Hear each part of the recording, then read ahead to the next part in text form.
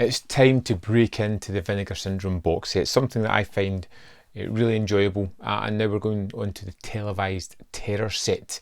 And these are three movies that are very different, kind of, but I found to be really enjoyable. So first up is the Calendar Girl Murders, starring Tom Skerritt, Sharon Stone, and introducing Claudia Christian, which I just love the fact that she's in this. And this movie felt very familiar. The whole premise of it feels like something I've seen before, whether it's as this movie or something very similar. I can't put my finger on it. It's basically about almost a Hugh Hefner type guy and Richard Trainor, who owns a magazine, has all these girls who's going to be his calendar girls for the next year. You know, each month is a different girl, and he's ready for a big show. On that big show, Miss January gets bumped off, and then a little bit later, Miss February is bumped off, and you get this kind of inclusion of Tom Skerritt, who is Lieutenant Dan.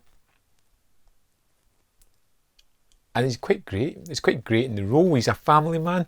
He is someone who doesn't really want to be doing what he's doing anymore. He wants to be more with his family, spending time with them. He talks over the case with his wife a lot throughout this, which I really, really enjoyed that aspect of it. He's drawn into this world of beautiful women as some of them kind of throw themselves at him, and he's trying to stop the murderer, whom seemingly stops after trying to kill Miss March, I think it is, and there's no more after there. It starts to go elsewhere across the board, killing different people. But I loved quite a lot of things about this movie. Although it feels very TV centric, which of course it is, it's got some wonderful performances. I think Sharon Stone just lights up the screen whenever she appears. Very playful within her role, very controlled, and I like her almost trying to use her sexualization to disarm Lieutenant Dan. But one of the things I really liked, and I had a problem with this when I watched Someone to Watch Over Me, was the fact that Lieutenant Dan's a family man. He chooses his family. He makes a point of going, no, nothing's going to happen, even though she has continued advances all the way through the movie.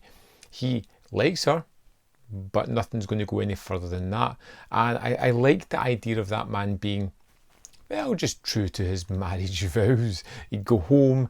The relationship with his wife was wonderful. She doesn't feel like a typical housewife. She feels like she's got a lot more to do. She is doing the household kind of chores that need to be done, but she's also helping out in the case. She's being there to bounce ideas off. It feels like an actual genuine relationship.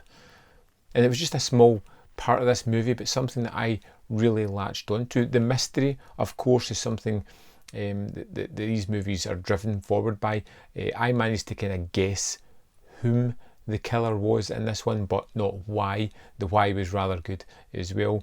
And there's lots of kind of faces that pop up that were very familiar, and lots of set pieces that I really enjoyed. Now, there are things that just happen that you're wondering, how could that possibly happen? How could they get away with doing these kind of things? But contrivances for contrivances' sake. I really liked Calendar Girl Murders. I thought Tom Skerritt was wonderful. Sharon Stone was great. A lot of the other actors were fantastic. I particularly loved the sort of verbal banter between him and his senior captain, who is... You feel he's got a real grasp in the job. He's not one of these captains that's always berating and shouting at them, but he's trying to psychologically manipulate his staff into doing things, and he knows how to handle his members of staff. It felt really kind of interesting, genuine, and not so much as tropey as you would get in other movies. And of course, you get key advice in this one. Tom Skerritt actually tells somebody what not to wear in an orgy, which is important information I think everybody should know. Calendar Girl Murders was a solid average movie. You know, it was entertaining. It was bright, it was breezy, it was well shot, it was well acted, it had some really nice touches, and that gave me a lot of excitement for moving on to the next movie in this set. Yeah, I'd love to know your thoughts on Calendar Girl Murders. Let me know in the comment box below, and I will see you next time on Man v Film.